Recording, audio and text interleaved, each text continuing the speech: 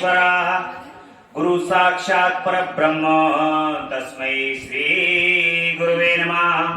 अखंड मंडलाकारं व्याप्येन चराचरं तत्पदं दर्शितं देवं तानमामि गुरुदेव। बोल गुरु भगवान की जय। ओम गजाननं भूतगणादिसेवितं कपित्थजम्बूफलचारुभक्षणं उमासुतं शोकविनाशकारिकं नमामि विघ्नेश्वर पादपङ्कजं।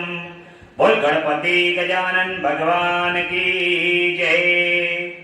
सर्वमंगल मंगल्ये शिवे सर्वार्थ साधिके शरण्ये त्र्यंबके गौरी नारायणी नमस्तुते। ओम जयंती मंगला काली भद्रकाली कपालिनी दुर्गा क्षमा शिवा धात्री स्वाहा स्वधा नमस्तुते। ओम बोल जगदम्बा रानी की जय, अम्बा मैया की जय। ओम कर्पूर गौरम करुणावतारम संसारिसारं भुजगेन्दारं सदा वसन्तं हृदयारविन्दे भवं भवानी सेतुं नमामि। नागेन्द्रहाराय त्रिलोचनाय भस्मांगराय महेश्वराय नित्याय शुद्धाय दिगंबराय तस्मै नाकराय नमः शिवाय। ओम नमः शिवाय, ओम नमः शिवाय, ओम नमः शिवाय। भगवान श्री गुरुदेव की असीम अनुकंपा से माता पिता के आशीर्वाद आप सभी भक्तों के भाग्य के कारण प्रेम श्रद्धा विश्वास आस्था भूत भावन भोलेनाथ और जगदम्बा अम्बा पराशक्ति की सानिध्यता में आज अमृतमयी कथा को 50वां दिवस है। आज आप इस कथा को सुनते सुनते 50वें दिन में प्रवेश कर चुके हैं। कथा से जीवन में परिवर्तन, सत्संग से और भगवान के कथा के श्रवण से आपके जीवन में परिवर्तन आता है। हर व्यक्ति को अपने इष्ट पर परम भरोसा हो। जो व्यक्ति अपने इष्ट पर परम भरोसा करता है वो जब उनकी कथाओं को सुनता है तो उस जो भगवान की दृढ़ता होती है उसमें और वृद्धि होती है। और ये कथा भी बड़ी चमत्कारी होती है। भगवान की जो कथा होती है ये भी बहुत चमत्कारी होती है। ये चमत्कार क्या करती है? कथा चमत्कार करती है आपके मन के अंदर जितने भी संशय और जितने विकार होते हैं कथा के माध्यम से जो आप सोच रहे होते हैं वो सब दूर हो जाए। इसीलिए भगवान की कथा को बनाया गया है। और जो प्रेम से श्रद्धा से और विश्वास से भगवान की कथा को सुनता है वो कभी भी अन्यत्र बातों में कभी उलझता नहीं। इसीलिए भगवान के सत्संग का माध्यम बनाया गया है। सत्संग को सुनना चाहिए और सत्संग के माध्यम से भगवान की कथा का श्रवण करना चाहिए। समय समय पर भगवान के दिव्य स्वरूपों का वर्णन, उनकी पूजा विधि का वर्णन और किस प्रकार से हमें व्रत और तीर्थ स्थान पर भगवान के दर्शन करने चाहिए, इन सब का वर्णन पुराणों के माध्यम से हमें सुनने को प्राप्त होता है। परंतु इसमें सबसे बड़ी एक बात है जो बात अभी तक पूरे पुराण में सुनने के बाद हमारे समक्ष प्रस्तुत होती है और वो बात है भगवान से प्रेम की। प्रथम दिवस जिस दिन से कथा प्रारंभ हुई है और आज 50वां दिन है कथा का, 50वें दिन से केवल एक ही बात हो रही है और वो बात है भगवान से प्रेम की। और उस प्रेम का पता है कारण आप क्या जानते हैं? उस प्रेम का इतना बड़ा प्रभाव है कि 50 दिन तक लगातार भगवान की कथा को सुनने के बावजूद भी आपको यह लग रहा है कि मानो ये अभी शुरू हुई। इस कथा के अंदर ऐसी भगवान की कृपा है कि ऐसा लग रहा है कि मानो ये कथा अभी शुरू हुई है, अभी प्रारंभ तो करो, इस कथा को प्रारंभ तो करो, ये कथा तो अभी शुरू हुई। क्यों? क्योंकि जहां प्रेम होता है और प्रेम करने वाला जब प्रेमी होता है तो उसका कभी मन भरता नहीं। भगवान से जो प्रेम करने वाला और उनसे जो प्रीति लगाने वाला होता है उसका मन कभी भी उनकी कथा को सुनने से भर नहीं सकता। ऐसा ही भगवान की कथा के अंदर है, जो आप लोगों ने इस बार भगवान की जो कथा हुई है उसके अंदर ऐसा अनुभव किया होगा कि इन 50 दिनों में भी आपको ये लग रहा होगा कि आज भगवान की कथा आज ही प्रारंभ हुई है और ऐसा अनुभव भगवान की कृपा से ही संभव है। जब वो कृपा करते हैं और कहते हैं कि स्वयं कि तुम इस कथा को सुनो, जब भगवान कहते हैं कि आप इस कथा को सुनो, तभी ये सब कुछ आपके जीवन में संभव है। और उनकी कृपा से, उनकी इच्छा से ये कथा आपके समक्ष प्रेम के वशीभूत होकर के ही भगवान के श्री चरण कमल के प्रीत और उनसे प्रेम के वशीभूत होकर के ही आप श्रवण कर रहे हैं। और ये उनकी कृपा से आपको जीवन भर कथा सुनने श्रवण करने का सौभाग्य प्राप्त हो, ऐसी भगवान के श्री चरण कमल में परम प्रार्थना है, दिन रात प्रार्थना। बोले भूत बावन भगवान की जय। कल कैलाश संहिता ने विश्राम लिया था, आज वायव्य संहिता का पूर्व खंड प्रारंभ होगा, जिसमें प्रयाग में ऋषियों द्वारा सम्मानित सूत जी के द्वारा कथा का आरंभ, विद्या स्थानों एवं पुराणों का परिचय और वायु संहिता का किस प्रकार से प्रारंभ होता है ये आपको बताया है। व्यासुवाच नमः शिवाय सोमाय सगुणाय ससूनवे प्रधान पुरुषेशाय सर्ग स्थित हेतवे शक्तिर्प्रतिमायस्य ऐश्वर्य चापि सर्वगम स्वामित्वं च विरुद्धं च स्वभावो संप्रच्यते तमजं विश्वकर्माणं शाश्वतं शिवमभ्यं महादेवं महात्मानं प्रजामि शरणं शिवम्। बोले शंकर भगवान की जय।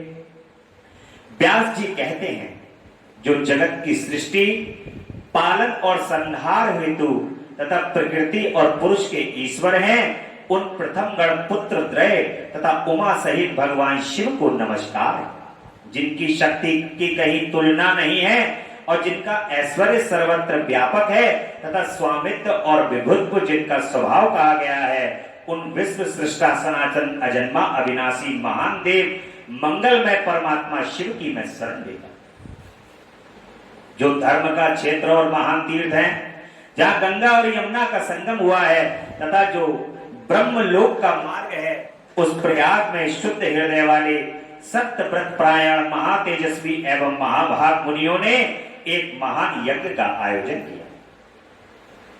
वहां क्लेश रहित कर्म करने वाले उन महात्माओं के यज्ञ का समाचार सुनकर निपुण कथावाचक, त्रिकाल वेदता, उत्तम नीति के ज्ञाता, क्रांतदर्शी विद्वान, पौराणिक शिरोमणि सूत जी उस स्थान पर आए और सूत जी को आते हुए देख करके मुनियों का मन प्रसन्नता से खिल उठा।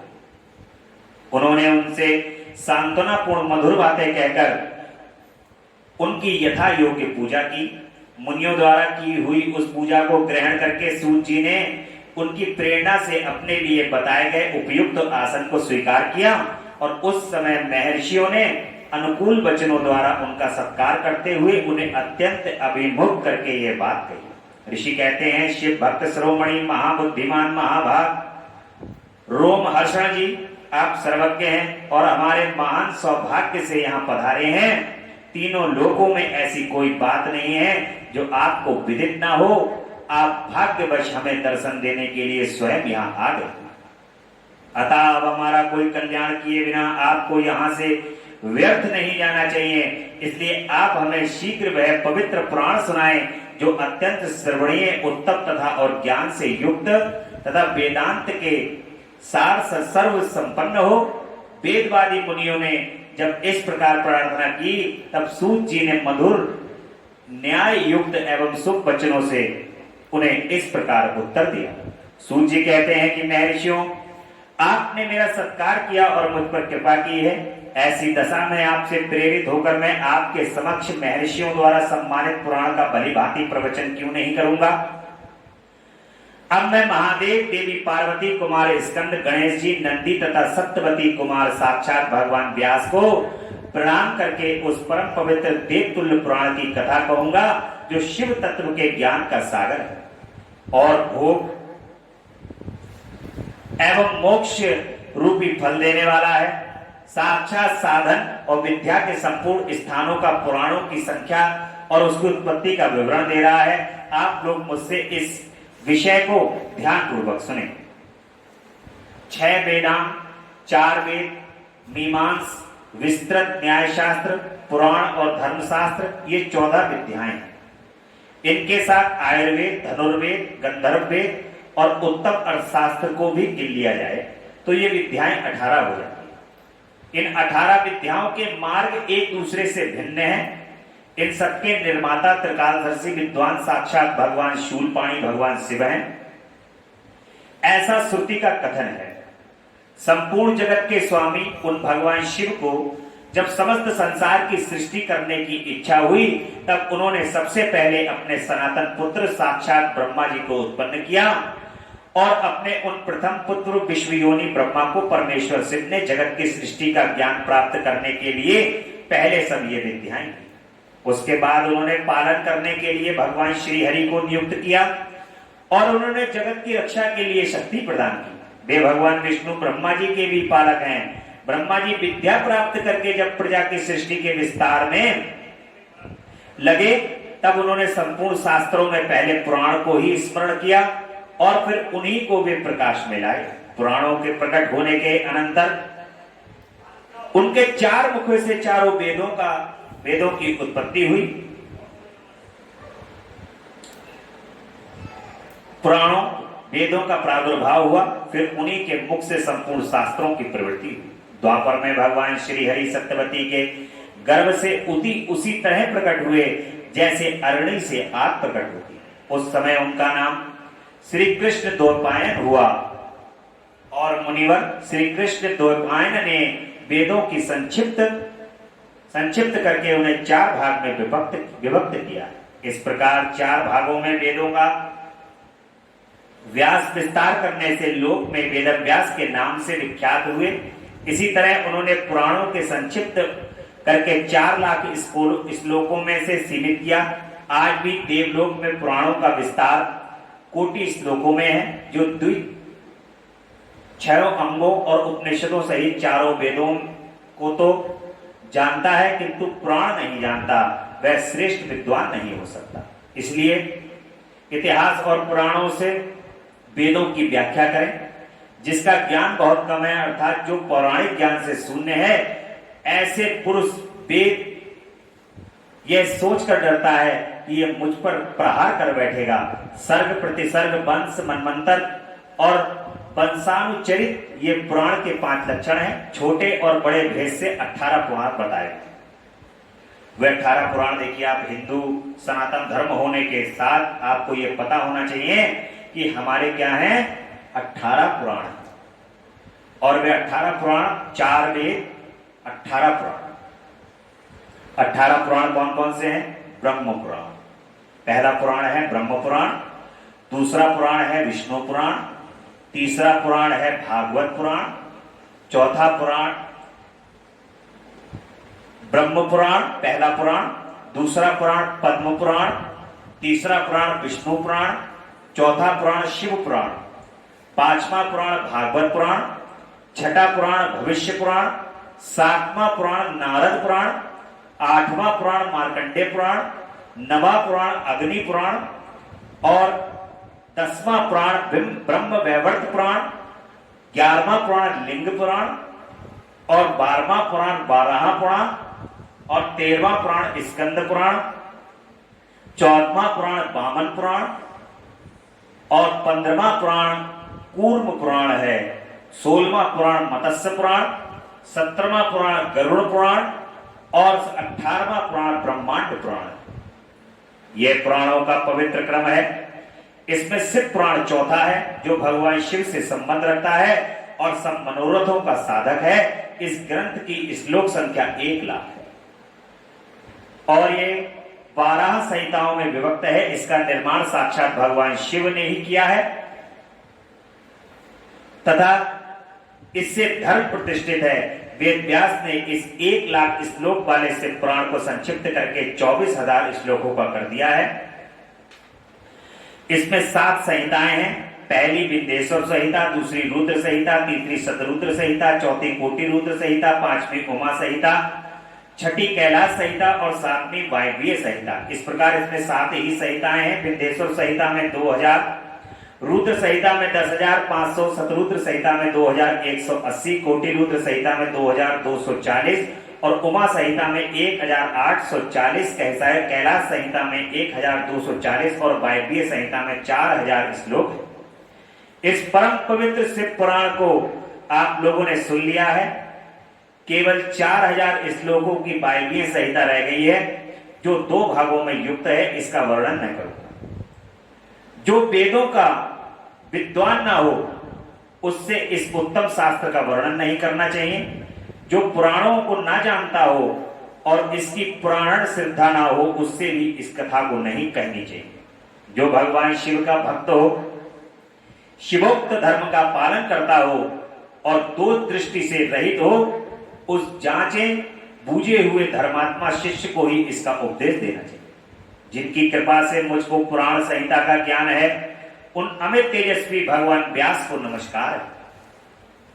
ऋषियों का ब्रह्मा जी के पास जा उनकी स्तुति करके उनसे महा परम पुरुष के विषय में प्रश्न करना और ब्रह्मा जी का आनंद मग्न हो रुद्र कहकर उत्तर देना। सूर्य जी कहते हैं कि महर्षियों,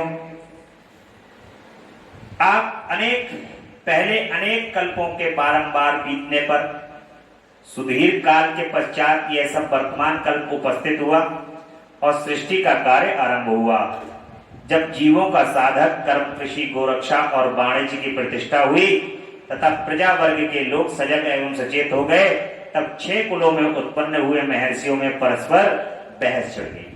उस यह पर ब्रह्म है या नहीं, इस प्रकार उनमें महान विवाद होने लगा। किंतु परम तत्व का निरूपण अत्यंत कठिन होने के कारण उस समय वहां कुछ निश्चय न हो सका। तब वे सब लोग जगत सृष्टा अविनाशी ब्रह्मा जी का दर्शन करने के लिए उस स्थान पर गए जहां देवताओं और असुरों के मुख से स्तुति सुनते हुए भगवान ब्रह्मा विराजमान थे। देवताओं और दानवों से भरे हुए सुंदर रमणीय मेरु शिखर पर जहां सिद्ध और चारण परस्पर बातचीत करते थे, यक्ष और गंधर्व सदा रहते हैं। विहंगों के समुदाय और कलरव करते हुए मणि और मूंगे जिनकी शोभा बढ़ाते हैं तथा निकुंज कंदराएं, छोटी गुफाएं और अनेकानेक निर्जल इसे सुशोभित करते हैं। एक ब्रह्मवान नाम से प्रसिद्ध वन है, उसमें नाना प्रकार के वन्यांशु भरे हुए हैं। उसकी लंबाई 100 योजन और चौड़ाई 10 योजन की है। उसके भीतर एक रमणीय सरोवर है जो सुस्वादु निर्मल जल से भरा रहता है। वहां के नमणीय पुष्प वृक्षों पर मत वाले भौएं छाए रहते हैं। उस वन में एक मनोहर एवं विशाल नगर है जो प्रातः काल के सूर्य की भांति प्रकाशित होता रहता है। वहां दुर्धर शक्ति से युक्त बलाभिमानी दैत्य, दानव तथा राक्षसों का निवास है। वह नगर तपाए एवं सुवर्ण का बना जान पड़ता है और उसकी 4 दीवारियां और सदर फाटक बहुत ऊंचे हैं, छोटे बुर्जों, ढालू छतों, आवास स्थानों तथा सैकड़ों गलियों से उस नगर की बड़ी शोभा है। वह विचित्र बहुमूल्य मणियों से आकाश को चूमता सा प्रतीत होता है तथा कई करोड़ विशाल भवनों से अलंकृत। उस नगर में प्रजापति ब्रह्मा अपने सभासदों के साथ निवास करते हैं। वहां जाकर उन मुनियों ने साक्षात लोक पितामह ब्रह्मा जी को देखा। देवऋषियों के समुदाय उनकी सेवा में बैठे हैं। उनकी अंग कांति शुद्ध सुवर्ण के समान है। वे सब आभूषणों से विभूषित हैं थे। उनका मुख प्रसन्न था, उनसे सौम्य भाव प्रकट होता था। उनके नेत्र कमल दल के समान विशाल थे। दिव्य कांति से संबद्ध, दिव्य गंध एवं अनुलेपन से चर्चित, दिव्य श्वेत वस्त्रों से सुशोभित तथा दिव्य मालाओं से विभूषित ब्रह्मा जी के चरणारविंदों की वंदना सुरेंद्र, असुरेंद्र तथा योगेंद्र भी करते थे। जैसे प्रभा दिवाकर की सेवा करती है, उसी प्रकार समस्त शुभ लक्षणों से युक्त साक्षात सरस्वती देवी हाथ में चवर ले उनकी सेवा कर रही थी। इससे उनकी बड़ी शोभा हुई। ब्रह्मा जी का दर्शन करके उन सभी महर्षियों के मुख और नेत्र खिल उठे। उन्होंने मस्तक पर अंजलि बांधकर उन सुरश्रेष्ठ की स्तुति की। ऋषि बोले कि संसार की सृष्टि, पालन और संहार के हेतु 3 रूप धारण करने वाले आप पुराण स्वरूप परमात्मा ब्रह्मा को नमस्कार है। प्रकृति जिनका शरीर है, जो प्रकृति में क्षोभ उत्पन्न करने वाले तथा प्रकृति रूप में 23 विकारों से युक्त होने पर भी जो वास्तव में निर्विकार हैं, उन ब्रह्मदेव को नमस्कार है। ब्रह्मांड जिनकी देह है, तो भी जो ब्रह्मांड के उदर में निवास करते हैं, वहां वही रहकर जिस कार्य और करुण सम्यक रूप से सिद्ध होते हैं, उन ब्रह्मा जी को नमस्कार है। जो सर्वलोक स्वरूप तथा समस्त लोकों के सृष्टा हैं, जो संपूर्ण जीवों का शरीर से संयोग और वियोग कराने में हेतु हैं, उन ब्रह्मा जी को नमस्कार है। नाथ पितामह आपसे ही संपूर्ण जगत की सृष्टि, पालन और संहार होते हैं। तथापि माया से आवृत्त होने के कारण हम आपको नहीं जानते। सूत जी कहते हैं, उन महाभाग महर्षियों के इस प्रकार स्तुति करने पर ब्रह्मा जी उन मुनियों को आहट प्रदान करते हुए गंभीर वाणी से इस प्रकार कहते हैं। ब्रह्मा जी कहते हैं कि महान सतोगुण से संपन्न महाभाग महातेजस्वी महर्षियों, तुम सब लोग एक साथ यहाँ किस लिए आए हो? ब्रह्मा जी के इस प्रकार पूछने पर ब्रह्मवेत्ताओं में श्रेष्ठ उन सभी मुनियों ने हाथ जोड़कर विनय भरी वाणी में कहा कि भगवान, हम लोग अज्ञान के महान अंधकार से आवृत्त हो खिन्न हो रहे हैं। परस्पर विवाद करते हुए हमें परम तत्व का साक्षात्कार नहीं हो रहा है। आप संपूर्ण जगत के पालन, धारण, पोषण करने वाले तथा समस्त कारणों के भी कारण हैं। नाथ, यहाँ कोई ऐसी वस्तु नहीं है जो आपको विदित ना हो। कौन ऐसा पुरुष है जो संपूर्ण जीवों से पुरातन, अंतर्यामी, उत्कृष्ट, विशुद्ध, परिपूर्ण एवं सनातन परमेश्वर है? कौन अपने अशुद्ध क्रियाकलापन द्वारा सबसे प्रथम संसार की सृष्टि करता है? महाप्राग, हमारे इस संदेह का निवारण करने के लिए आप हमें परमार्थ तत्व का उपदेश दें। मुनियों के इस प्रकार पूछने पर ब्रह्मा जी के नेत्र आश्चर्य से खिल उठे। वे देवताओं, दानवों और मुनियों के निकट खड़े हो गए और चिरकाल तक ध्यान मग्न हो रुद्र ऐसा कहते हुए आनंद विभोर हो गए। उनका सारा शरीर पुलकित हो उठा और वे हाथ जोड़ करके कहते हैं, ब्रह्मा जी के द्वारा परम तत्व के रूप में भगवान शिव की ही महत्ता का प्रतिपादन किया। ब्रह्मा जी ने कहा कि मुनियों, जिन्हें ना पाकर मन सहित वाणी लौट आती है, जिनके आनंदमय स्वरूप का अनुभव करने वाला पुरुष कभी किसी से नहीं डरता, जिनसे संपूर्ण भूतों और इंद्रियों के साथ ब्रह्मा, विष्णु, रुद्र और इंद्र पूर्वक ये समस्त जगत पहले प्रकट होता है, जो कारणों के भी सृष्टा और विचारक परम कारण हैं, जिनके सिवा और किसी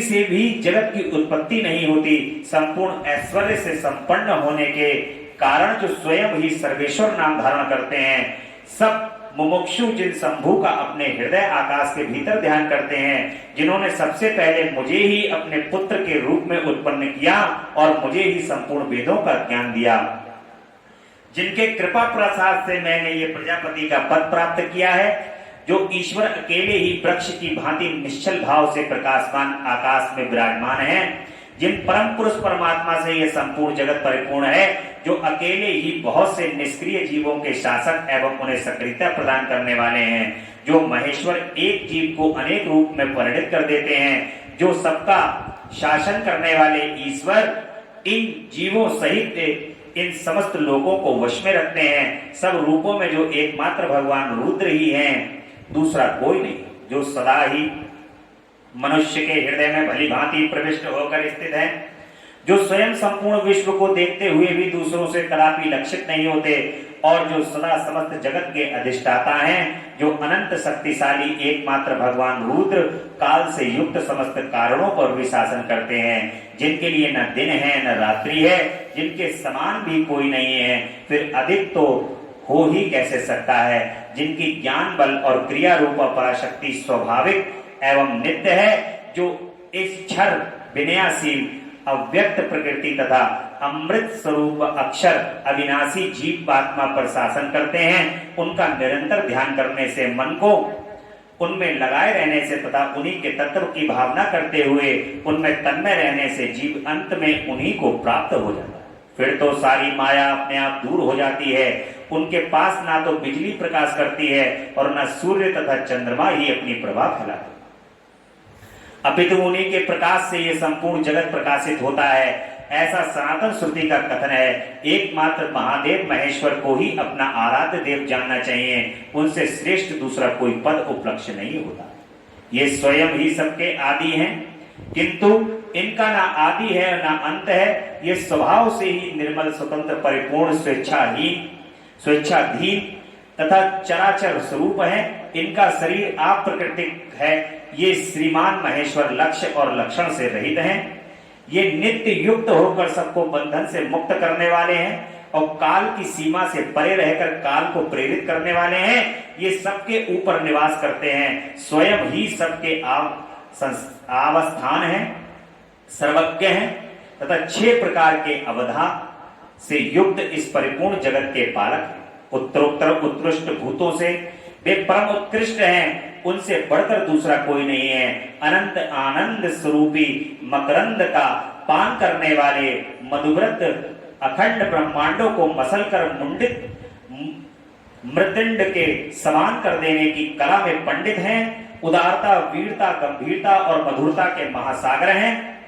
इनके समान भी कोई वस्तु नहीं है। फिर इनसे बढ़कर तो कोई तो हो ही कैसे सकती। ये उपमा रहित हैं। समस्त प्राणियों के राजाधिराज के रूप में विराजमान हैं।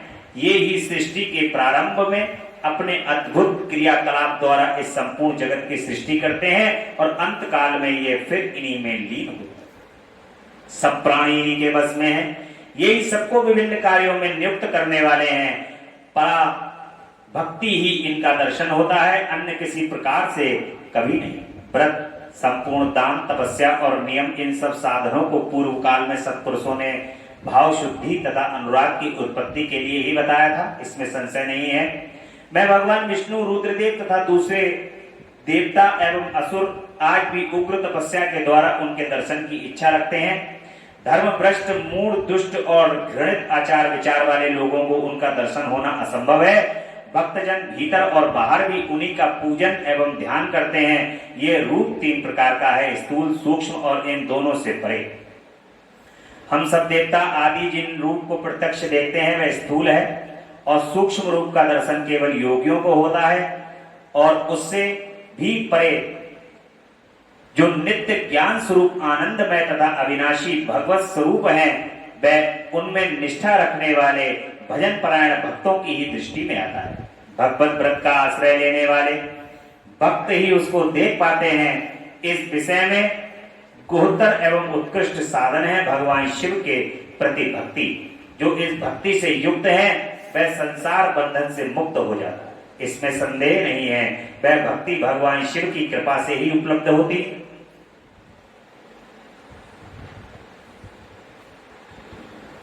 इसमें संदेह नहीं, और उसकी कृपा से ही भक्ति संभव होती है। इस प्रकार ये दोनों एक दूसरे से आश्रित हैं, ठीक वैसे ही जैसे अंकुर से बीज और बीज से अंकुर होता है। जीव को भगवत कृपा से ही सर्वत्र सिद्धियां मिलती हैं। संपूर्ण साधनों से अंत में भगवान की कृपा ही साध्य है। अंतःकरण की शुद्धि या प्रसाद का साधन धर्म और उस धर्म के स्वरूप का प्रतिपादन वेद ने किया। वेदों के अभ्यास से पहले के पुण्य और पापों में समता आती है। उस समता से प्रसाद, प्रसन्नता एवं अंतः शुद्धि का संपर्क प्राप्त होता है और इससे धर्म की वृद्धि होती है। धर्म की वृद्धि से पशु के पापों का क्षय होता है, जीव के पापों का क्षय होता है। इस तरह जिनके पाप क्षीण हो गए उस जीव को अनेक जन्मों के अभ्यास से क्रमशः उमा महेश्वर के तत्व का ज्ञान प्राप्त होकर उनके हृदय में उनके प्रति भक्ति का उदय होता है। इस भक्ति भाव के अनुरूप ही महेश्वर के कृपा प्रसाद का उद्रेक होता है। उस प्रसाद से कर्मों का त्याग होता है और कर्मों के त्याग का अभिप्राय उनके फलों के त्याग से है, कर्मों के स्वरूपता त्याग से नहीं, अतः यह सिद्ध होता है, सिद्ध हुआ कि कर्म फलों के त्यागने से शिव धर्म में मंगलमयी प्रवृत्ति हुई। इसलिए शिव का कृपा प्रसाद प्राप्त करने के उद्देश्य से तुम सब लोग अपने स्त्री पुत्रों और अग्नियों के साथ वाणी और मन के दोषों से रहित होकर एकमात्र भगवान शिव का ही ध्यान करते रहो। उन्हीं में निष्ठा रखकर उनके भजन में तत्पर हो जाओ, उन्हीं में मन लगाकर उनके आश्रित होकर रहो। सब कार्य करते हुए मन से उन्हीं का चिंतन किया करो। 1 सहस्त्र दिव्य वर्षों के लिए दीर्घकालिक यज्ञ का आरंभ करके उसे पूर्ण करो और यज्ञ के अंत में मंत्र द्वारा आवाहन करने पर साक्षात वायु देवता वहां पधारेंगे। फिर वे ही तुम सब लोगों के कल्याण का साधन एवं उपाय बताए। तत्पश्चात तुम सब लोग परम सुंदर पुण्यमयी वाराणसीपुरी को जाना, जहां पिनाक पाणी श्रीमान भगवान विश्वनाथ भजनों द्वारा अनुग्रह करने के लिए देवी पार्वती के साथ सदा विहार करते हैं। द्विजोत्तमों, वहां तुम्हें बड़ा भारी आश्चर्य दिखाई देगा। उस आश्चर्य को देखकर तुम फिर मेरे पास आना और तब मैं तुम्हें मोक्ष का उपाय बताऊं। उस उपाय से एक ही जन्म में मुक्ति तुम्हारे हाथ में आ जाएगी, जो अनेक जन्मों को के संसार बंधन से छुटकारा दिलाने वाली होगी। यह मैंने मनोमय चक्र का निर्माण किया है। इस चक्र को मैं यहां से छोड़ता हूं। जहां जाकर इसकी नेमी विषार्ण हो जाए, टूट फूट जाए, वही तपस्या के लिए शुभ देश है। ऐसा कहकर पितामह ब्रह्मा ने उस सूर्य तुल्य तेजस्वी मनोमय चक्र की ओर देखा और महादेव को प्रणाम करके उसे छोड़ दिया। वे सब ब्रह्मांड उन लोकनाथ ब्रह्मा जी को प्रणाम करके उस स्थान के लिए चल दिए जहां उस चक्र की नेमी शीर्ण होने वाली थी। ब्रह्मा जी का फेंका हुआ वह सुंदर चक्र मनोहर शिलाखंडों से युक्त और निर्मल एवं स्वादिष्ट जल से पूर्ण किसी वन में गिरा।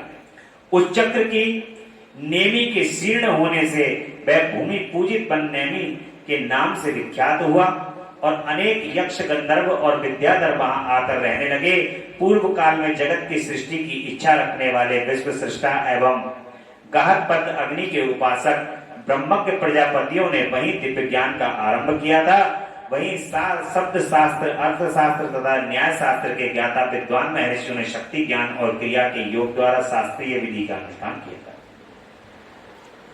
उसी स्थान पर वेद वेदता विद्वान सदा वाद और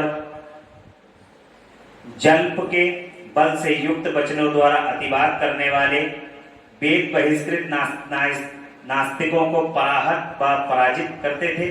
तभी से नैमिषारण्य ऋषियों की तपस्या के योग्य स्थान बन गया। स्फटिक मणि पर्वत की शिलाओं से झरते हुए अमृत के समान मधुर एवं स्वच्छ जल के कारण वह वन बड़ा रमणीय प्रतीत होता है। वहां प्राय अनंत रसीले फल देखे जाते हैं तथा उस वन में हिंसक जीव जंतुओं का अभाव है। नैमिषारण्य का तीर्थ अपने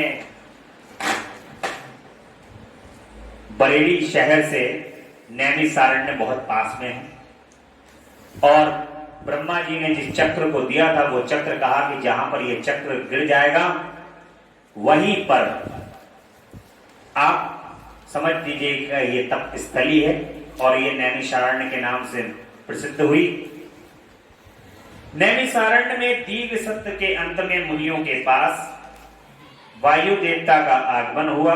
उनका सत्कार एवं ऋषियों के पूजने पर वायु के द्वारा पशुपास और पशुपाति करना तात्विक विवेचन किया। सूर्य कहते हैं कि मुनीश्वरों, उस समय उत्तम व्रत का पालन करने वाले उन महाभाग महर्षियों ने उस देश में महादेव की आराधना करते हुए एक महान यज्ञ का आयोजन किया। वह यज्ञ तब जब आरंभ हुआ तब महर्षियों को सर्वथा आश्चर्यजनक ज्ञान पड़ा। तदंतर समय बीतने पर जब प्रचुर दक्षिणाओं से युक्त यह यज्ञ संपन्न हुआ तब ब्रह्मा जी की आज्ञा से वायुदेव स्वयं वहां पधारे। उनको आया देख दीर्घकालिक यज्ञ का अनुष्ठान करने वाले वे मुनि ब्रह्मा जी की बात को याद करते हुए अनुपम हर्ष का अनुभव करने लगे। उन सब ने उठकर आकाश जन्मा वायुदेव को प्रणाम किया और उन्हें बैठने के लिए एक सोने का बना हुआ आसन दिया। वायु देवता उस आसन पर बैठे। मुनियों ने उनकी विधिवत पूजा की। तदंतर उन सबका अभिनंदन करते हुए कुशल मंगल पूछने। वायु देवता बोले, ब्राह्मणों, इस महान यज्ञ का अनुष्ठान पूर्ण होने तक तुम सब लोग सकुशल रहना। यज्ञहंता देवद्रोही दैत्यों से तुम्हें दैत्यों ने बाधा तो नहीं पहुंचाई, तुम्हें कोई प्रायश्चित तो नहीं करना पड़ा, तुम्हारे यज्ञ में कोई दोष तो नहीं आया। क्या तुम लोगों ने स्तोत्र और शस्त्र ग्रहों द्वारा देवताओं का तथा पितृ कर्मों द्वारा पितरों का भली भांति पूजन करके यज्ञ विधि का अनुष्ठान भली भांति संपन्न किया? इस महायज्ञ की समाप्ति हो जाने पर अब आप लोग क्या करना चाहते हैं? मुनियों ने कहा कि प्रभु, हमारे कल्याण की वृद्धि के लिए जब आप स्वयं यहाँ आ गए हैं, तब अब हमारा सब प्रकार से कल्याण भी, कुशल मंगल भी तथा हमारी तपस्या भी उत्तम होगी। अब पहले का वरदान सुनिए। हमारी हृदय अज्ञान अंधकार से आक्रांत हो गया था। तब हमने विज्ञान की प्राप्ति के लिए पूर्व काल में प्रजापति की उपासना की। शरणागत वत्सल प्रजापति ने हम शरणागतों पर कृपा करके इस प्रकार कहा, ब्राह्मणों, रुद्रदेव सबसे श्रेष्ठ हैं, वे ही परम कारण हैं, उन्हें तर्क से नहीं जाना जा सकता। भक्तिमान पुरुष ही उनके स्वरूप को ठीक ठीक देखता है और समझता है। भक्ति भी उनकी कृपा से ही मिलती है और उस कृपा से ही परमानंद की प्राप्ति होती है। अतः उनके कृपा प्रसाद को प्राप्त करके तुम लोग नैमिषारण्य में यज्ञ का आयोजन करो। दीर्घ काल तक चलने वाले उस यज्ञ के द्वारा परम कारण रुद्रदेव की आराधना करो और यज्ञ के अंत में उन रुद्रदेव के कृपा प्रसाद से वायु देवता वहां पधारेंगे। उनके मुख से वहां तुम्हें ज्ञान लाभ होगा और उससे कल्याण की प्राप्ति। महाभाग ऐसा आदेश देकर परमेष्ठी ने हम सबको यहाँ भेजा है। हम इस देश में आपके आगमन की प्रतीक्षा करते हुए 1 सहस्त्र दिव्य वर्षों तक दीर्घकालिक यज्ञ के अनुष्ठान में लगे रहे हैं। अतः इस समय आपके आगमन के सिवा हमारे लिए दूसरा कोई प्रार्थनीय वस्तु नहीं। दीर्घ काल में यज्ञ अनुष्ठान में लगे हुए उन महर्षियों का यह पुरातन वृतांत सुनकर वायु देवता मन ही मन प्रसन्न हो मुनियों से घिरे हुए वहां बैठे रहे। फिर उन सबके पूछने पर उनके भक्ति भाव की वृद्धि के लिए उन्होंने भगवान शंकर के सृष्टि आदि ऐश्वर्य की संक्षेप में बताया। नैमिषारण्य के ऋषियों ने कहा कि देव, आपने ईश्वर विषय ज्ञान कैसे प्राप्त किया तथा आप अव्यक्त जन्मा ब्रह्मा के शिष्य किस प्रकार हुए? वायु देवता कहते हैं कि महर्षियों, 19वें कल्प का नाम श्वेत लोहित कल्प समझना चाहिए। इसी कल्प में चतुर्मुख ब्रह्मा ने सृष्टि की कामना से तपस्या की। उनकी उस तीव्र तपस्या से संतुष्ट हो स्वयं उनके पिता देव माहेश्वर ने उन्हें दर्शन दिया। वे दिव्य कुमारावस्था से युक्त रूप धारण करके रूपवानों में श्रेष्ठ श्वेत नामक मुनि होकर दिव्य वाणी बोलते हुए उनके सामने उपस्थित हुए और वेदों के अधिपति तथा सबके पालक पिता महेश्वर का दर्शन करके गायत्री सहित ब्रह्मा जी ने उन्हें प्रणाम किया और उन्हीं से उत्तम ज्ञान पाया। ज्ञान पाकर विश्वकर्मा चतुर्मुख ब्रह्मा संपूर्ण चराचर भूतों की सृष्टि करने लगे। साक्षात परमेश्वर शिव ने सुनकर ब्रह्मा जी से अमृत स्वरूप ज्ञान प्राप्त किया, इसलिए मैंने तपस्या के बल से उन्हीं के मुख से इस ज्ञान को उपलब्ध किया। मुनियों ने कहा कि आपने वह कौन सा ज्ञान प्राप्त किया जो सत्य भी परम सत्य एवं शिव तथा जिससे उत्तम निष्ठा रखकर पुरुष परमानंद को प्राप्त हो? वायु देवता कहते हैं कि महर्षियों, मैंने पूर्व काल में पशुपाश और पशुपति का जो ज्ञान प्राप्त किया था, सुख चाहने वाले पुरुष को उसी से ऊंची निष्ठा रखनी चाहिए। अज्ञान से उत्पन्न होने वाला दुख ज्ञान से ही दूर होता है और वस्तु विवेक का नाम ज्ञान है। वस्तु के 3 भेद माने गए हैं, जड़, चेतन और उन दोनों का नियंता। इन्हीं तीनों को क्रम से पाश, पशु तथा पशुपति कहते हैं। तत्वज्ञ पुरुष प्रायः इन्हीं 3 तत्वों को क्षर, अक्षर तथा उन दोनों से अतीत कहते हैं। अक्षर ही पशु कहा गया है, क्षर तत्व का ही नाम पाश है तथा क्षर और अक्षर दोनों से परे जो परम तत्व है उसी को पति या पशुपति कहते हैं। प्रकृति को ही क्षर कहा गया है। पुरुष जीव को ही अक्षर कहते हैं और जो दोनों को प्रेरित करता है वह क्षर और अक्षर दोनों से भिन्न तत्व परमेश्वर कहा गया। माया का ही नाम प्रकृति है। पुरुष उस माया से आवृत है। मल और कर्म के द्वारा प्रकृति के पुरुष का के साथ संबंध होता है। शिव ही इन दोनों के प्रेरक ईश्वर हैं। माया महेश्वर की शक्ति है और चित्त स्वरूप जीव उस माया से आवृत है। चेतन जीव को आच्छादित करने वाला अज्ञान में पाश ही मल कहलाता है। उससे शुद्ध हो जाने पर जीव स्वतः शिव हो जाता है। वह विशुद्ध ही शिव तत्व है। मुनियों ने पूछा, सर्वव्यापी चेतन को माया किस हेतु से आवृत करती है? किस लिए पुरुष को आवरण प्राप्त होता है और किस उपाय से उसका निवारण? वायु देवता कहते हैं कि व्यापक तत्वों को भी आंशिक आवरण प्राप्त होता है, क्योंकि कला आदि भी व्यापक है। भोग के लिए किया गया कर्म ही उस आवरण में कारण है और मल का नाश होने के कारण वह आवरण दूर हो जाता है। कला, विद्या, राग, काल और नियति, इन्हीं को कला आदि कहते हैं। कर्म फल का जो भोग करता है उसी का नाम पुरुष है। और कर्म दो प्रकार के हैं, पुण्यमय कर्म और पापमय कर्म। पुण्यमय कर्म का फल सुख और पापमय कर्म का फल दुख है। कर्म अनादि है और फल का उपभोग कर लेकर उसका अंत हो जाता है। यद्यपि जड़ कर्म का चेतन आत्मा से कुछ संबंध नहीं है, तथापि अज्ञानवश जीव ने उसे अपने आप मान रखा है। भोग कर्म का विनाश करने वाला प्रकृति को भोग्य कहते हैं। जो भोग का साधन है शरीर, बाह्य इंद्रियों और अंतःकरण का द्वार है। अतिशय भक्ति भाव से उपलब्ध हुए महेश्वर के कृपा प्रसाद से मल का नाश होता है और मल का नाश हो जाने पर पुरुष निर्मल और शिव के समान हो जाता है। विद्या पुरुष की ज्ञान शक्ति को और कला उसकी क्रिया शक्ति को अभिव्यक्त करने वाली है। राग योग्य वस्तु के लिए क्रिया में प्रवृत्त करने वाला होता है। काल उसमें अवच्छेदक होता है और नियति उसे नियंत्रण में रखने वाली है। अव्यक्त रूप जो कारण है वह त्रिगुणमय, उसी से जड़ जगत की उत्पत्ति होती है और उसी से उसका लय होता है। तत्व चिंतक के पुरुष एवं अव्यक्त को ही प्रधान और प्रकृति कहते हैं। सत्व, रजो और तम, ये तीनों गुण प्रकृति से प्रकट होते हैं। तिल में तेल की भांति वे प्रकृति के सूक्ष्म रूप से विद्यमान रहते हैं। सुख और उसके हेतु को संक्षेप में सात्विक कहा गया है।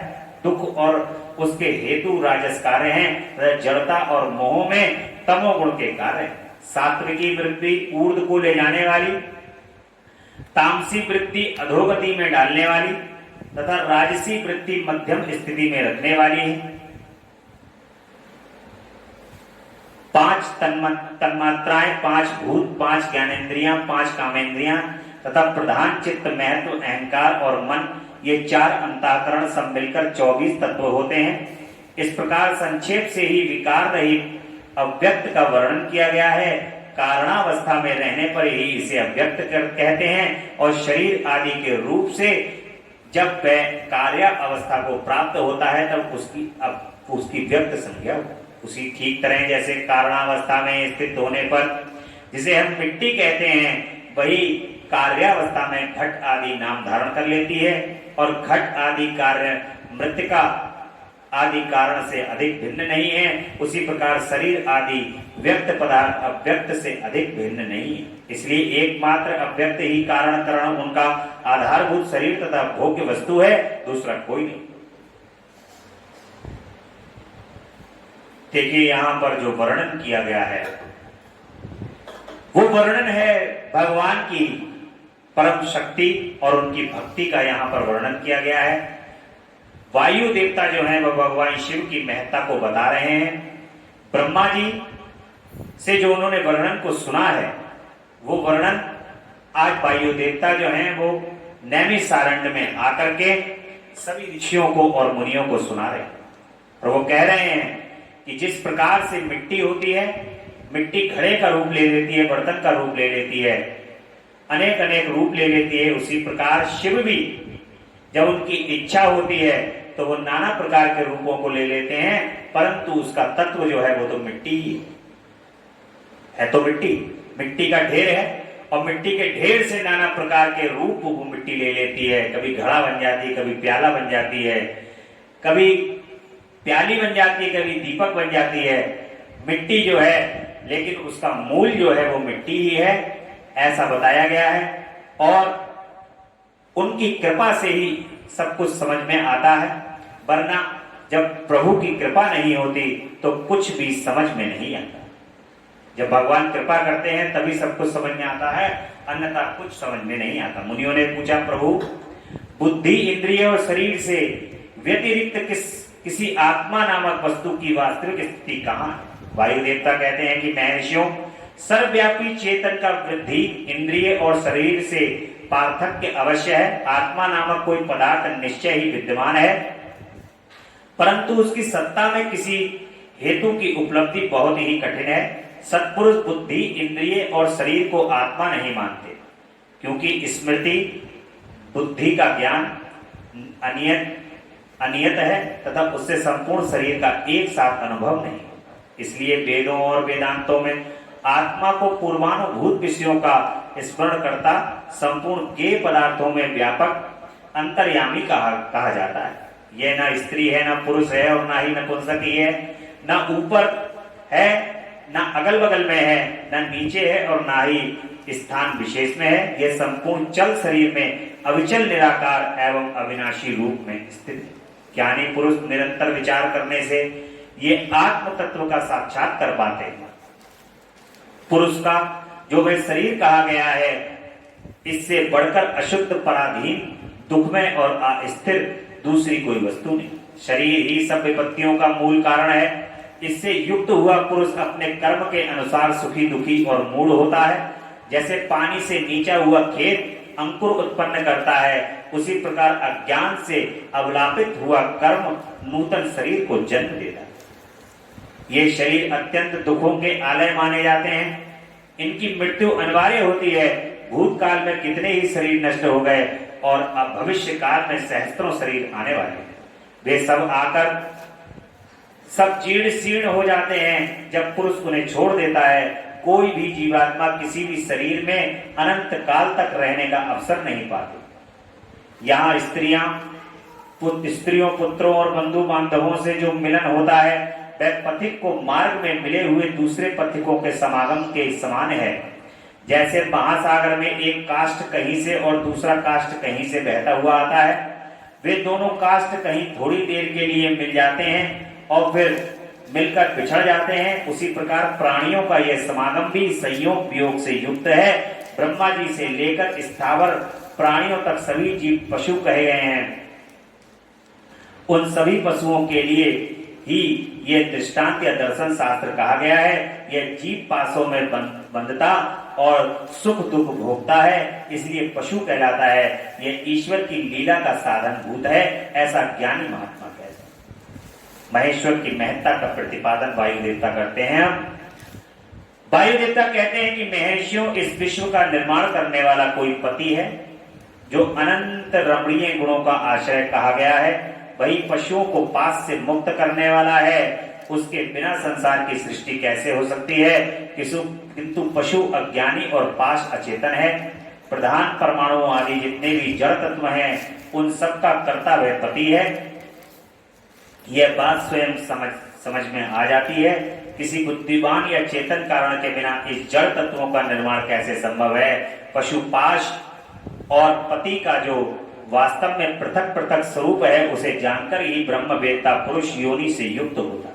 क्षर और अक्षर दोनों एक दूसरे से संयुक्त होते हैं। पति या परमेश्वर ही व्यक्त अव्यक्त जगत का भरण पोषण करते हैं। वे ही जगत को बंधन से छुड़ाने वाले हैं। भोक्ता, योग्य और प्रेरक, ये तीन ही तत्व जानने योग्य हैं। विज्ञ पुरुषों के लिए इससे भिन्न दूसरी कोई वस्तु जानने योग्य नहीं।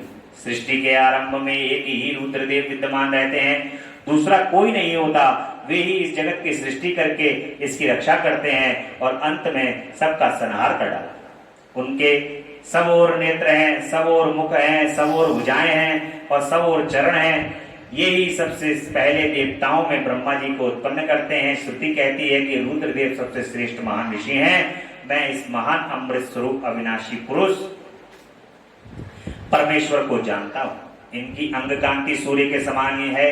ये प्रभु अज्ञान अंधकार से परे विराजमान है और इन परमात्मा से परे दूसरी कोई वस्तु नहीं। इस प्रकार से जो है भगवान शिव का यहाँ पर वर्णन करते हैं और कहते हैं कि पैर, नेत्र, मस्तक, मुख और कान है, ये लोक में सबको व्याप्त करके स्थित हैं। ये संपूर्ण इंद्रियों के विषयों को जानने वाले हैं, परंतु वास्तव में सब इंद्रियों से रहित हैं और सबके स्वामी, शासक, शरणागत और सुहृद हैं। ये नेत्र के बिना भी देखते हैं और कान के बिना भी सुनते हैं। ये सबको जानते हैं, किंतु इनको पूर्ण रूप से जानने वाला कोई नहीं है। उन्हें परम पुरुष कहते हैं। ये अणु भी अनंत अणु और महान से भी महान है। ये अविनाशी महेश्वर इस जीव की हृदय गुफा में निवास करते हैं। एक साथ रहने वाले दो पक्षी एक ही वृक्ष का आश्रय लेकर रहते हैं। उनमें से एक तो वृक्ष के कर्म रूप फलों का स्वाद लेकर उपभोग करता है, किंतु दूसरा उस वृक्ष के फल का उपभोग ना तो करता है और ना केवल करता हुआ केवल देखता है।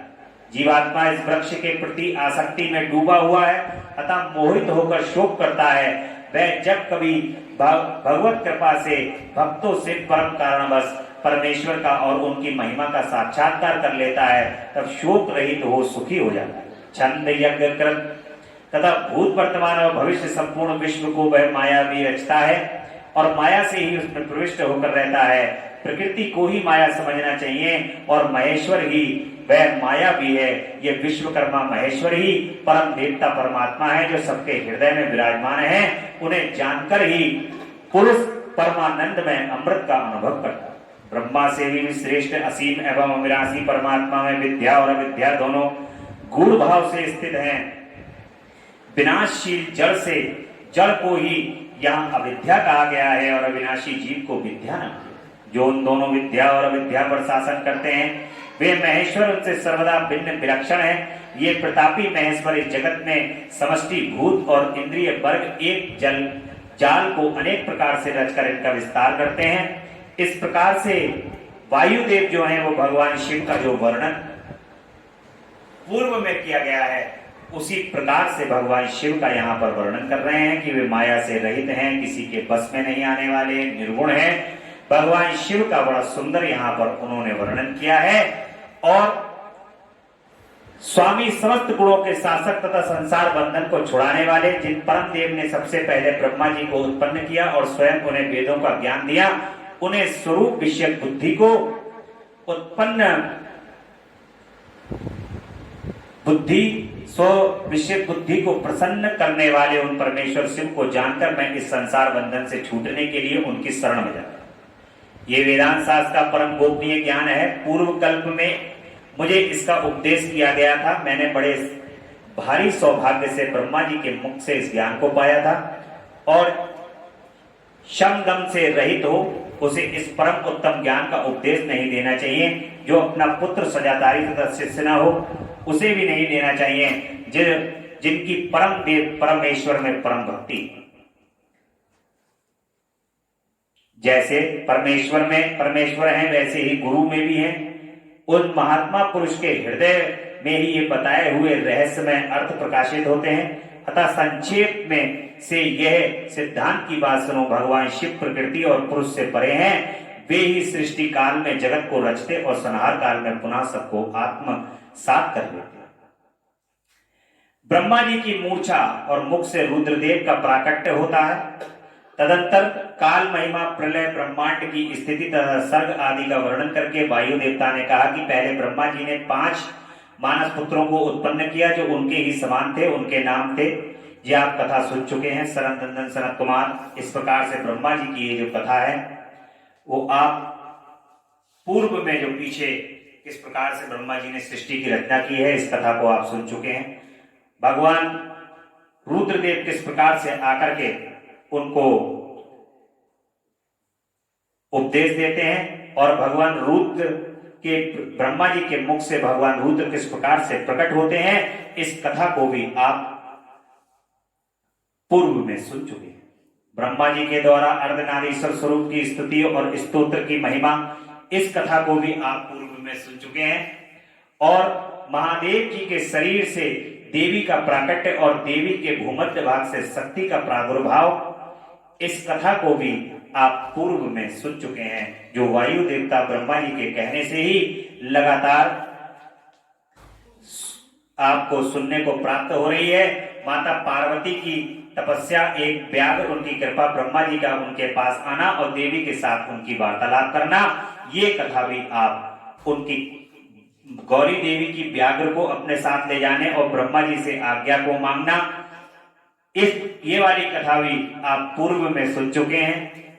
ये संपूर्ण कथा जो आपको यहाँ पर वायवीय संहिता के अंतर्गत पूर्व खंड में जो बताई जा रही है वायुदेव के द्वारा, ये सब कथाएं आप पूर्व में सुन चुके। भगवान शिव अब यहां पर थोड़ी सी कथा जो है वो हम माता पार्वती की एक व्याघ्र पर उनकी कृपा कर देती हैं और ब्रह्मा जी का उनके पास आना, देवी के साथ उनका वार्तालाप और देवी के द्वारा काली त्वचा का त्याग और उससे कृष्ण वर्ण कुमारी कन्या के रूप में उत्पन्न हुई कौशिकी के द्वारा शुंभ निशुंभ का वध, इस कथा को भी हम पूर्व में किस प्रकार से शुंभ और निशुंभ का वध किया गया था।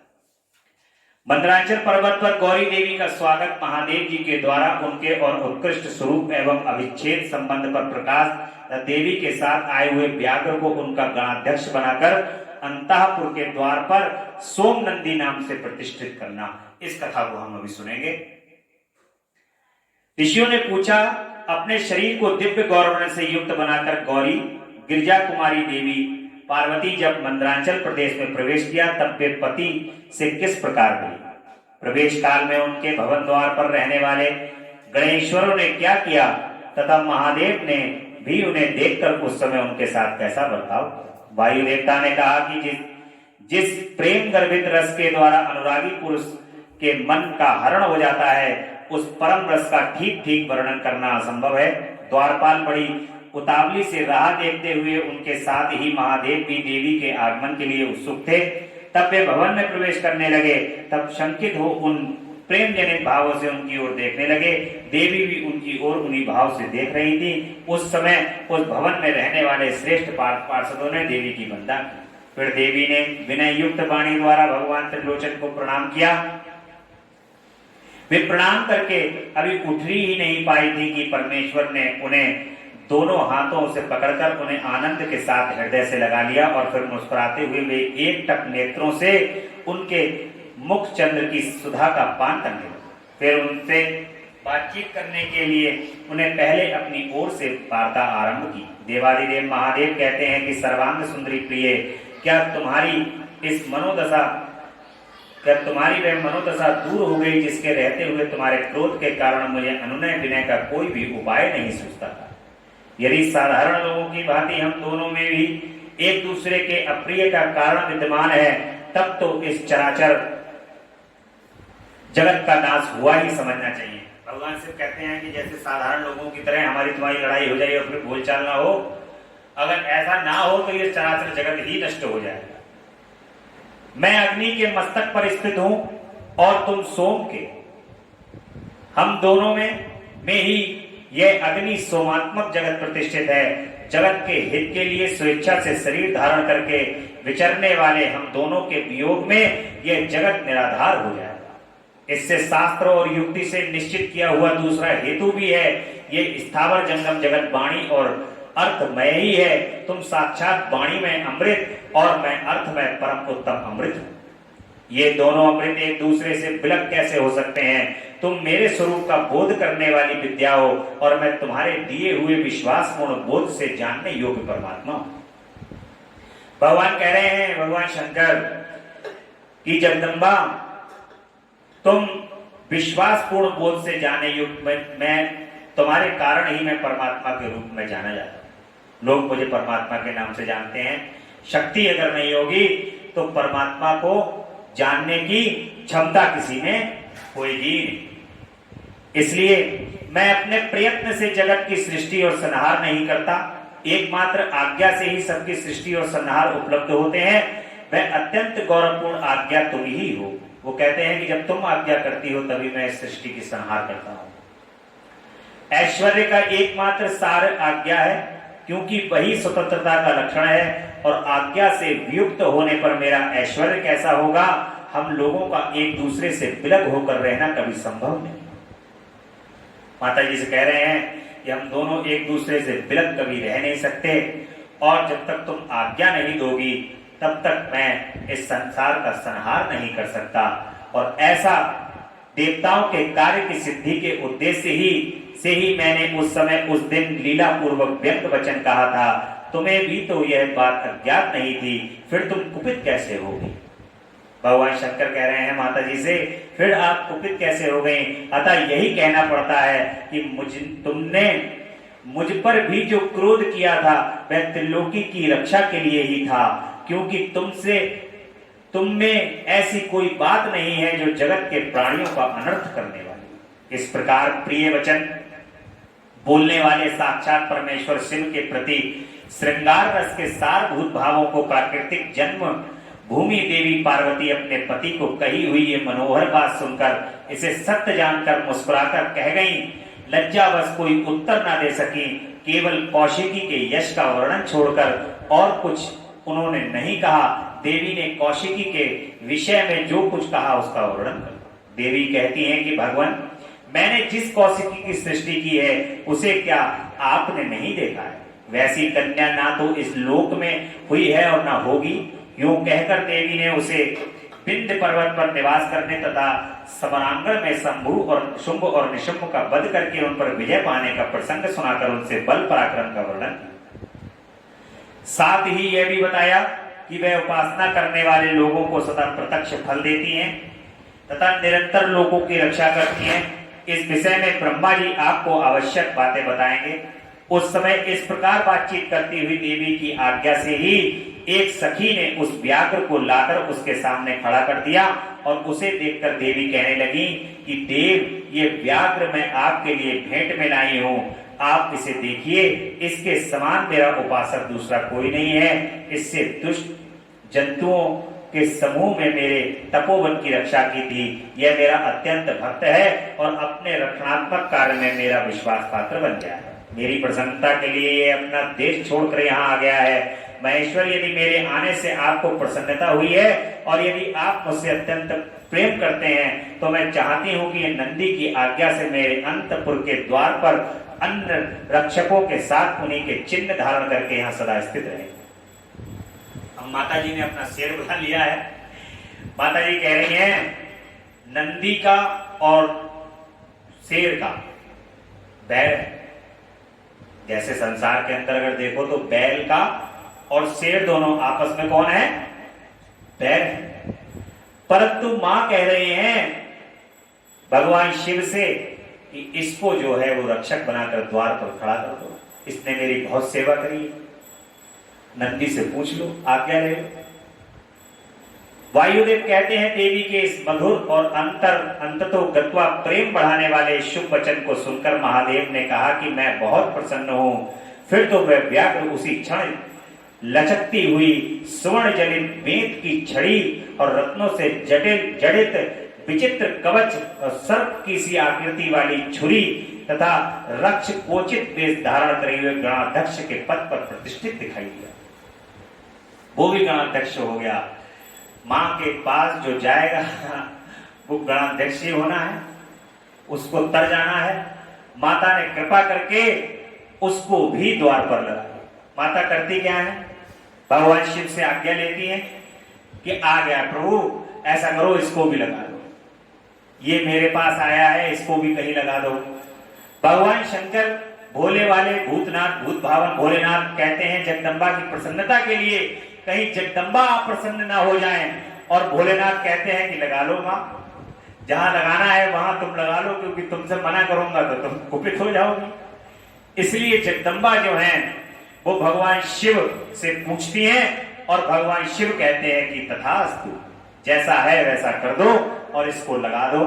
तो दोनों के आपस में तालमेल से जितने भगवान के भक्त हैं, चाहे वो भगवान शिव के भक्त हुए, चाहे जगदम्बा और परांबा पराशक्ति के भक्त हुए, वो सभी भक्त कर जाते हैं, सबका कल्याण हो जाता है।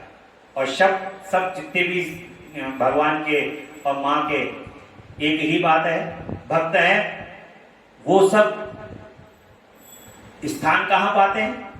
वो सब स्थान पाते हैं शिवलोक में और देवी लोक में। देवी लोक और शिवलोक एक ही हैं, अलग अलग नहीं है। जहां मां है वहां भगवान शिव हैं। दोनों एक दूसरे से विरक्त तो रह ही नहीं सकते, क्योंकि हैं एक ही। इसलिए मौज कटती है। मौज क्या है? वो ये कि जो जाता है वो माँ के यहाँ पे गणाध्यक्ष बन जाता है। माता उसको बड़े प्यार से, दुलार से पुचकार के रखती हैं। और भगवान शिव के गणों को भी माँ बहुत प्यार करती हैं। जिनको जगदम्बा ने अपना गणाध्यक्ष बना रखा है उनको तो बहुत प्यार करती ही, उसमें कोई शक नहीं है। इसलिए माँ का दुलार पाने के लिए सबको क्या चाहिए? माँ का दुलार पाने को सबको माँ का लोक चाहिए, भगवान शिव का लोक चाहिए। भगवान शिव के लोक में जाता है उसको प्रेम किसका मिलता है? माता का। जो शिव लोक में जाएगा उसको प्रेम माँ का मिलेगा, क्योंकि वहां पे सर्वव्यापी है जगदम्बा, चारों तरफ है जगदम्बा। जगदम्बा का ही दुलार मिलेगा। और हमारे भोलेनाथ, भूत भावन भोलेनाथ तो ध्यान मग्न रहते हैं, तपस्या में लीन रहते हैं। तपस्या से जगे तो उनका काम है माता को कथा सुनाना। माता जो है वो दिन रात जग करके काम करती रहती हैं, उनके गणों को मार भोजन कराना और भोलेनाथ की भांग को घोटना, यही काम है माता का। और समस्त संसार को प्रसन्न करती रहती हैं। समस्त संसार को प्रकृति जो है वो प्रसन्नता देती रहती है। ये जगदम्बा का, माँ पूरे संसार को दुलार करती है। जगदम्बा पूरे संसार को प्रसन्नता प्रदान करती रहती है। और जब भोलेनाथ ध्यान से जागते हैं और जब ये सब कुछ देखते हैं तो भोलेनाथ भी प्रसन्न हो जाते हैं। ये सब कुछ देख करके जब भोलेनाथ और जगदम्बा दोनों प्रसन्न हो जाते हैं तभी ये संसार सुखी हो जाता है। यही कारण है। और फिर तो व्याघ्र उसी क्षण लचकती हुई सुवर्ण जनित वेद की छड़ी और रत्नों से जटिल विचित्र कवच, सर्प की सी आकृति वाली छुरी या रक्ष पोतित वेद धारण करे हुए गणाध्यक्ष के पद पर प्रतिष्ठित दिखाई दिया। उसने उमा सहित महादेव और नंदी को आनंदित किया था, इसलिए सोम नंदी नाम से विख्यात हुआ। इस प्रकार देवी का प्रिय कार्य करके चंद्राभरण भूषण महादेव ने उन्हें रत्न भूषित दिव्य आभूषणों से भूषित किया। और चंद्रभूषण भगवान शिव ने सर्व मनोहारिणी गिरिजा कुमारी गौरी देवी को पलंग पर बैठाकर उस पर सुंदर अलंकारों से स्वयं ही उनका श्रृंगार किया। अब भोलेनाथ माता जी को बैठा देते हैं और माता जी का पूरा श्रृंगार करते हैं, मां का प्रसन्न करने के लिए कि जगदम्बा जो है वो प्रसन्न हो जाए। अग्नि और सोम के स्वरूप का विवेचन तथा जगत की अग्नि स्वात्मकता प्रतिपादन। ऋषियों ने कहा कि प्रभु पार्वती देवी का समाधान करते हुए महादेव ने यह बात क्यों कही कि संपूर्ण विश्व अग्नि शोषात्मक एवं बाघ आर्थक वह ऐश्वर्य का सार एकमात्र आज्ञा ही है और वह आज्ञा तुम हो, अतः तुम इस विषय में यह क्रमशः यथार्थ बातें सुनना चाहते हो। वायुदेव कहते हैं कि महर्षियों, रुद्रदेव का जो घोर तेजो में शरीर है उसे अग्नि कहते हैं और अमृत में सोम शक्ति का स्वरूप है, क्योंकि शक्ति का शरीर शांति कारक है और जो अमृत है वह प्रतिष्ठा नामक कला है और जो तेज है वह साक्षात विद्या नामक कला है। संपूर्ण सूक्ष्म भूतों में ही दोनों रस और तेज है। तेज की वृत्ति दो प्रकार की है, एक सूर्य रूपा और दूसरी अग्नि रूपा। इसी तरह रस वृत्ति भी दो प्रकार की है, एक सोम रूपणी और दूसरी जल रूपणी। तेज विद्युत आदि के रूप में उपलब्ध होता है तथा रस मधुर आदि के रूप में तेज और रस के भेद में ही इस चराचर जगत को धारण कर रखा है। अग्नि से अमृत की उत्पत्ति होती है और अमृत स्वरूप घी से अग्नि की वृद्धि होती है। अतः अग्नि और सोम को दी हुई आहुति जगत के लिए हितकारक होती है। शस्य संपत्ति भविष्य का उत्पादन करती हुई वर्षा शस्य को बढ़ाती है। इस प्रकार वर्षा से ही भविष्य का प्रादुर्भाव होता है, जिससे ये अग्नि शोषात्मक जगत टिका हुआ है। अग्नि वहां तक ऊपर को प्रज्वलित होता है जहां तक सोम संबंधी परम अमृत विद्यमान है और जहां तक अग्नि का स्थान है वहां तक सोम संबंधी अमृत नीचे को झलता है। इसलिए कालाग्नि नीचे है और शक्ति ऊपर है। जहां तक अग्नि है उसकी गति ऊपर की ओर है और जल का आपलापन और उसकी गति नीचे की ओर है। आधार शक्ति ने ही इस ऊर्ध्वगामी कालाग्नि को धारण कर रखा है तथा निम्नगामी सोम शिव शक्ति के आधार पर प्रतिष्ठित है। शिव ऊपर है और शक्ति उनके नीचे है तथा शक्ति ऊपर है और शिव नीचे है। इस प्रकार शिव और शक्ति ने यहाँ सब कुछ व्याप्त कर रखा है। बार अग्नि द्वारा जलाया हुआ जगत भस्मात हो जाता है। यह अग्नि का वीर्य है और भस्म को ही अग्नि का वीर कहते हैं। जो इस प्रकार भस्म के श्रेष्ठ स्वरूप को जानकर अग्नि इत्यादि मंत्रों द्वारा भस्म से स्नान करता है, वह बंधा हुआ जीव पास से मुक्त हो जाता है। अग्नि के वीर्य भस्म को सोम ने अयोग्य युक्ति के द्वारा फिर आप्लावित किया है, इसलिए यह प्रकृति के अधिकार में चला गया। यदि योग युक्ति से शाक्त अमृत वर्षा के द्वारा उस भस्म का सब ओर आप्लापन हो तो वह प्रकृति अधिकारियों को निवृत्त कर देता। अतः इस तरह का अमृत प्लावन सदा मृत्यु पर विजय प्राप्त के लिए हो जाता है। शिवाग्नि के साथ शक्ति संबंधी अमृत का स्पर्श होने पर जिसने अमृत का आप्लापन प्राप्त कर लिया, उसकी मृत्यु कैसे हो सकती है? जो अग्नि के इस गुहो स्वरूप को तथा पूर्वोक्त अमृत प्लावन को ठीक ठीक जानता है, वह अग्नि शोषात्मक जगत को त्याग कर फिर यहाँ जन्म नहीं लेता। जो शिवांगी से शरीर को दग्ध करके शक्ति स्वरूप सोमामृत से योग मार्ग के द्वारा उसे आप्लावित करता है, वह अमृत स्वरूप हो जाता है। इसी अभिप्राय को हृदय में धारण करके महादेव ने इस संपूर्ण जगत को अग्नि शोषात्मक कहा है और उनका यह कथन सर्वथा उचित है। जगत वाणी अर्थ रूप है, इसका प्रतिपादन कीजिए। कल की कथा में हम जगत वाणी और अर्थ रूप का प्रतिपादन करेंगे और ऋषियों का इनका प्रश्न का उत्तर देने के लिए परम धर्म का प्रतिपादन, भगवान शिव ब्रह्म पंचमूर्तियों की ये कुछ कथाएं इसमें ऐसी हैं जो पूर्व में हम लोग कथाएं सुन चुके हैं और उन कथाओं को हम केवल स्मरण करेंगे और स्मरण करके हम फिर आगे की कथा के लिए बढ़ेंगे और साधक संस्कार मंत्र गुरु किस प्रकार का होना चाहिए ये हम सब जानेंगे। यह कल से जो कथा प्रारंभ होगी, भगवान शिव के 5 आवरणों में स्थित सभी देवताओं की स्तुति और उनसे अभिष्ट पूर्ति मंगल की कामना करेंगे। ये हम अब आगे की कथाओं में सुनेंगे। आज की कथा यही विश्राम लेती है। देखिए, भगवान की कथा आज 50वां दिन है, कल 51वां दिवस भोलेनाथ की कृपा से, जगदम्बा की कृपा से होगा और 54 दिन तक 54 डेज ये कथा चलेगी और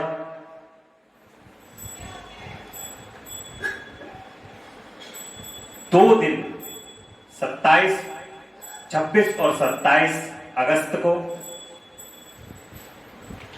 प्रभु श्री राम का गुणगान के लिए श्री रामचरितमानस अखंड रामायण पाठ का आयोजन किया गया है। उस अखंड रामायण पाठ में सभी को थोड़ी थोड़ी भागीदारी करनी है और वो भागीदारी अपने समय की है।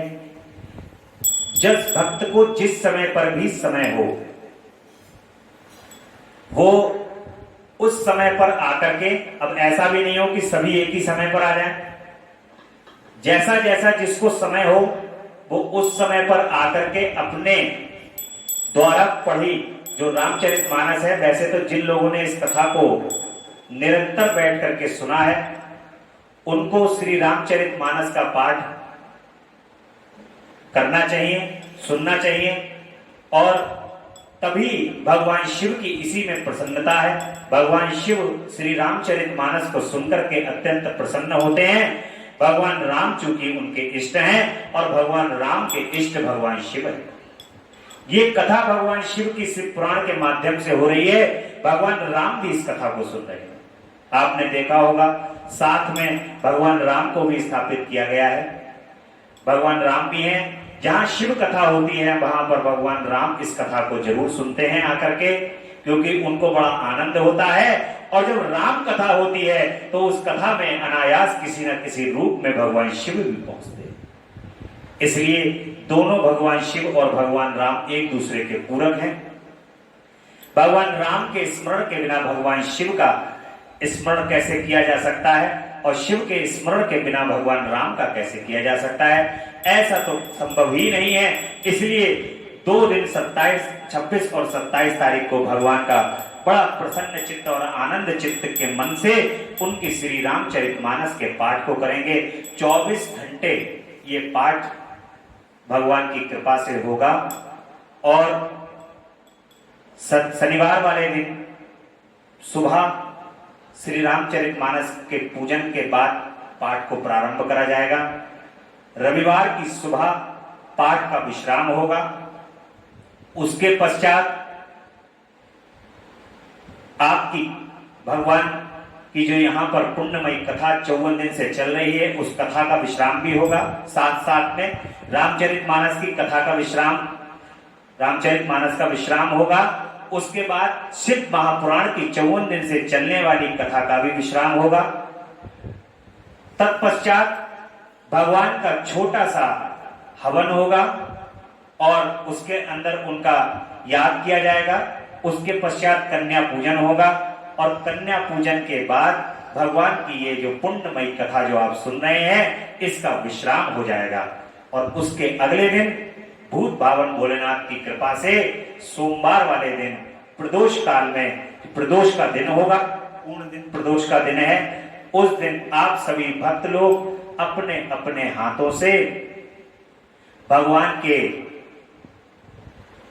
पार्थिव लिंग बनाएंगे और 1008 लिंगों की पूजा उस दिन सोमवार वाले दिन होगी। बड़े ही प्रेम से, भाव से ये आपने जो इतने दिन का भगवान का अनुष्ठान किया है, ये प्रेम और भाव का अनुष्ठान है। ये भगवान पर समर्पण और उनकी भक्ति का अनुष्ठान है। इस भक्ति और प्रेम समर्पण में आप उनके लिए सोमवार वाले दिन बड़े भक्ति और भाव से प्रभु का पूजा अर्चन करो और प्रभु से कहो कि प्रभु, ये जो मैंने कथा आपकी सुनी है 54 दिन से, इस कथा को मेरे हृदय में अमृत के रूप में स्थापित कर दो। क्योंकि ये तो अभी आपने सुनी है और इसकी आपने क्या किया, भगवान की स्थापना की पार्थिव लिंग बना के। और भगवान क्या करते हैं, इस कथा को स्थापित कर देते हैं आपके हृदय में। जब ये कथा आपके हृदय में स्थापित हो जाएगी तो संसार में कोई ऐसी वस्तु नहीं है जो आपके लिए दुर्लभ हो, कोई ऐसा कार्य नहीं है जिसको आप कर ना सके, और सब चीजें सुलभ हो जाती हैं भगवान की कृपा से। जब भगवान की भक्ति और उनकी कृपा प्राप्त हो जाती है, तब फिर आपको कुछ मांगने की आवश्यकता नहीं होती। उस समय पर आप कुछ उनसे मांगते नहीं हैं, भगवान को पता होता है कि तुम्हें क्या चाहिए, वे स्वतः ही तुम्हें उठाकर देते। फिर वो कहते हैं कि तुम स्वयं अपना कल्याण करो और समस्त विश्व का भी कल्याण करो। इस कथा के माध्यम से आप भगवान के गुणगान को चारों दिशाओं में फैलाओ। ऐसा भगवान कहते हैं अपने भक्तों से कि तुम चारों दिशाओं में, 10 दिशाओं में इस कथा को गुणगान करो और शिव भक्तों का कल्याण करो। बोले भक्तवत्सल भगवान की जय। तेरा पल पल बीता जाए, मुख से जप ले नमः शिवाय, ओम नमः शिवाय, ओम नमः शिवाय, ओम नमः शिवाय, ओम नमः शिवाय। मुसाफिरी जब पूरी होगी, चलने की मजबूरी होगी। मुसाफिरी जब पूरी होगी, चलने की मजबूरी होगी। अवसर खाली न जाए, मुख से जप ले नमः शिवाय। तेरा अवसर खाली न जाए, मुख से जप ले नमः शिवाय। ओम नमः शिवाय, ओम नमः शिवाय, ओम नमः शिवाय, ओम नमः शिवाय। नमः शिवाय, नमः शिवाय, नमः शिवाय, नमः शिवाय, नमः शिवाय, नमः शिवाय, नमः शिवाय, नमः शिवाय। अवसर खाली न जाए, मुख से जप ले नमः शिवाय। तेरा अवसर खाली न जाए, मुख से जप ले नमः शिवाय। ओम नमः शिवाय, ओम नमः शिवाय, ओम नमः शिवाय, ओम नमः शिवाय। नमः शिवाय, शिवाय नमः शिवाय, नमः शिवाय, नमः शिवाय, नमः शिवाय, नमः शिवाय, नमः शिवाय, नमः शिवाय, नमः शिवाय, नमः शिवाय, नमः शिवाय, नमः शिवाय, नमः शिवाय, नमः शिवाय, नमः शिवाय। अवसर खाली न जाए, मुख से जप ले नमः शिवाय। ओम नमः शिवाय, ओम नमः शिवाय, ओम नमः शिवाय, ओम